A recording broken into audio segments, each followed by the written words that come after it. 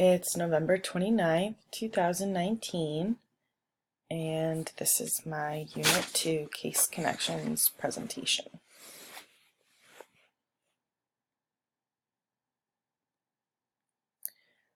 In Case 2, we look at a glioblastoma tumor on MRI and PET scan with administration of fluorescently labeled D-glucose. This raises the question, does glucose uptake differ in tumor cells than that of normal cells? Looking at these images, it's safe to say that glucose uptake is greater in tumor cells than in normal cells. The major pathway that allows for glucose uptake in both normal and tumor cells is glycolysis. Let's first take a look at glucose uptake as it occurs in normal cells. In the liver, glycolysis is primarily regulated by glucokinase. In skeletal muscle, brain, and adipose tissues, we see hexokinase. Other important regulators are PFK1 and pyruvate kinase. Let's take a closer look at PFK1 and pyruvate kinase.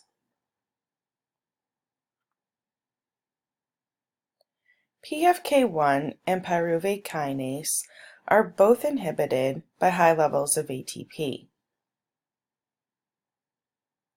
PFK1 is both activated and regulated by fructose 2,6-biphosphate. When in excess, fructose 2,6-biphosphate will be phosphorylated by PFK2. This provides a shunt in the glycolytic pathway. Keep this in mind as we discuss glucose uptake in tumor cells.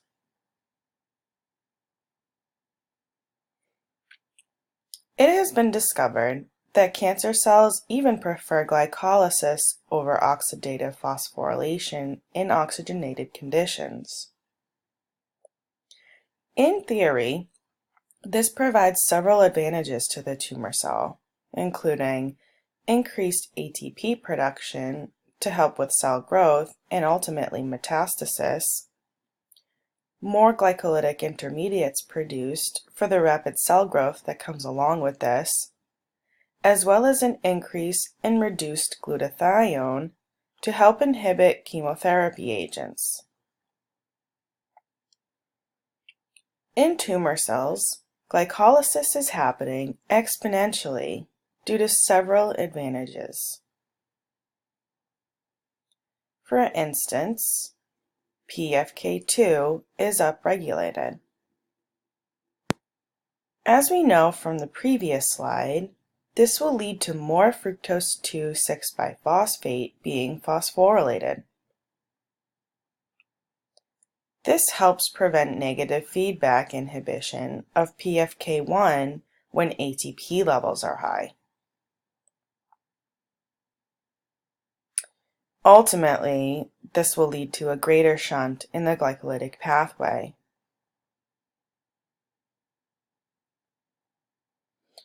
Another enzyme found primarily in cancer cells is PKM2. This enzyme is found to be both upregulated and inhibited, which leads to glycolytic intermediates above pyruvate to enter biosynthetic pathways. This strategy helps meet the metabolic demands of rapid cell proliferation.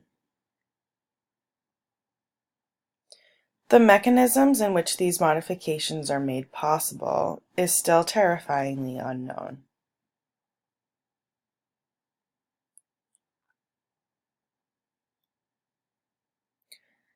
In Case 4, we are presented with a 2-month-old female with hypoglycemia and hepatomegaly. Mom reports jittery spells hours after breastfeeding. Blood glucose levels dip only when the baby is fasting. Furthermore, lactosemia is seen with epinephrine administration.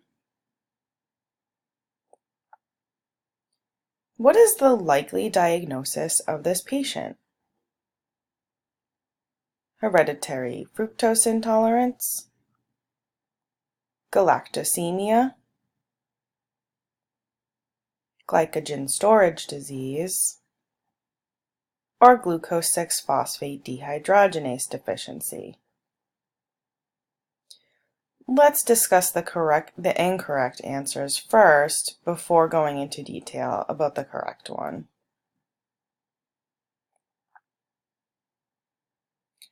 Hereditary fructose intolerance is the inability to metabolize fructose, fructose being fruit sugar.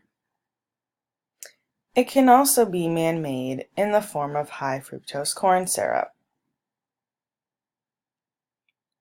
This intolerance is due to a deficiency in aldolase B enzyme. Symptoms such as irritability occur almost immediately after consuming fructose. In this case study, the infant is only consuming breast milk. The primary sugar in breast milk is lactose.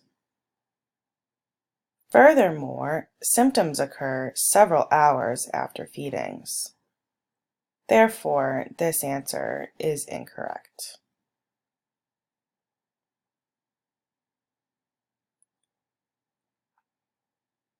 Galactosemia is the inability to metabolize galactose.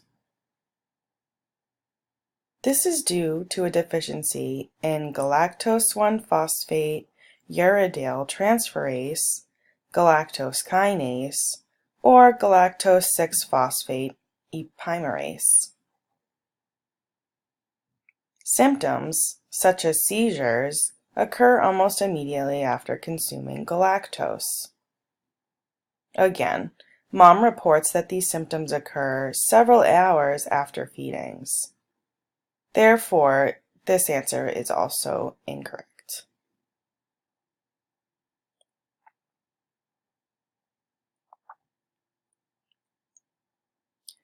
Glucose 6-phosphate dehydrogenase deficiency is a common cause of hemolytic anemia. Though hemolytic anemia may cause hepatomegaly, consumption of food will not trigger any symptoms, and hypoglycemia is not a clinical indicator of this disease. Thus, this answer is grossly incorrect.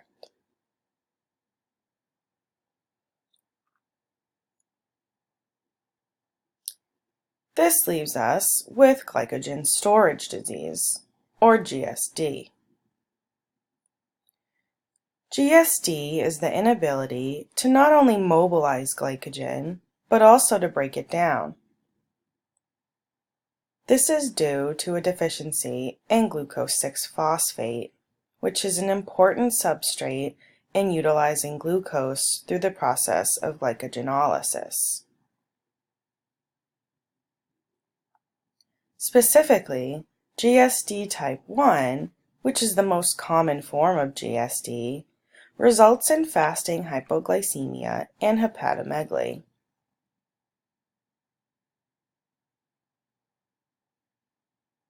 Because glycogen cannot be used in glycogenolysis, we see a diversion to glycolysis, the pentose phosphate pathway, and fatty acid synthesis. This leads to an excess of pyruvate, which is then converted to lactate, causing lactosemia and metabolic acidosis, uric acid, causing uricemia and gout, alanine, causing hyperalaninemia, and triglycerides, causing hyperlipidemia. The inability to break down glycogen for glucose leads to hypoglycemia. In GSD, hepatomegaly is caused by an excess of glycogen in the liver. Administration of epinephrine in normal cells would lead to an increase in blood glucose as it enhances the activity of glycogenolysis in the fasted state. In GSD, administration of epinephrine will have no effect on blood glucose since glycogen degradation is lacking. Instead, we will see an increase in alternate products, such as lactate, which leads us to our finding of increased lactate levels with epi administration. If left untreated, GSD can lead to death.